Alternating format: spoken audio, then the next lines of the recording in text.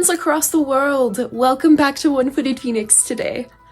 I just wanted to say thank you to everyone that's subscribed up to this point. We broke 500 subscribers last week, and I can't even tell you, I was so excited that 500 people, wanted to watch my story and these funky little videos about my life.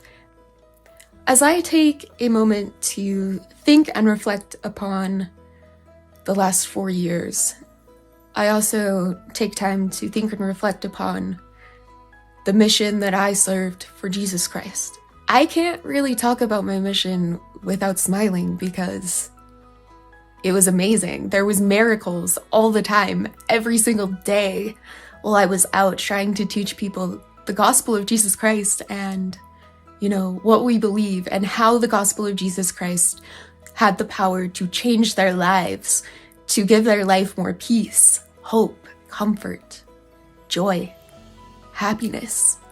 It is all on the other side of Jesus Christ.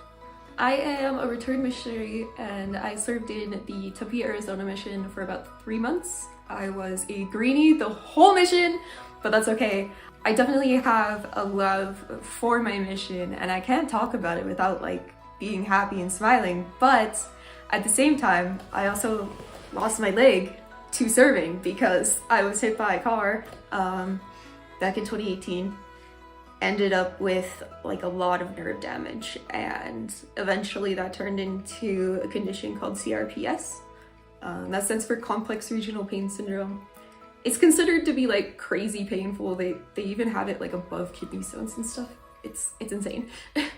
When I first came home, it was everyone thought things were gonna be fine, and everyone just thought my ankle was sprained, and then we find out later that there's this crazy pain condition in there that I have to deal with. And I'm almost to the 4-year point, so I've almost been back from my mission for about 4 years. But I definitely have an affinity for sharing the gospel and for telling my story because I think that there's so many people out there that can benefit from it. Yeah, there were times that I was really mad at the church leaders for for either not noticing me very much or just for the way that they acted. And I'm reminded all the time that people in the church are not perfect. They make mistakes. You're probably gonna get offended by someone. It's okay. If this is the world we live in, we're all imperfect.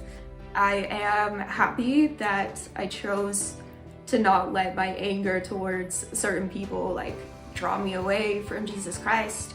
And I hardly wanted to go to church at all because I was just God, what the heck? You told me to go on a mission and then you take my leg 3 years later? What the?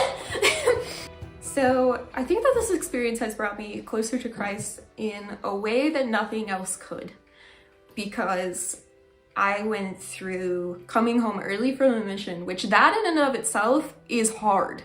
That is mentally hard to just get chucked back to the world after a mission and, to be I was doing so good and I was serving God and loving it, and then you slingshot me back to the world, what? I started to understand the atonement in a way that I never had before. And I started to understand that Jesus felt what it's like to lose a leg. He felt what it's like to have people be mean and betray him or to not act Christ-like whatsoever. He's helped me a lot through the depression. Depression and anxiety is not a stranger to me, and I'm okay talking about it because I think that it needs to be talked about more. And there was a couple months where I was literally having panic attacks trying to walk into the doors of church. And I'm no, go away, Satan. I'm going anyway. My testimony of Jesus Christ is still here. It's always been there. But I think that the knowledge that he went through what I was feeling, it made me feel so much less alone.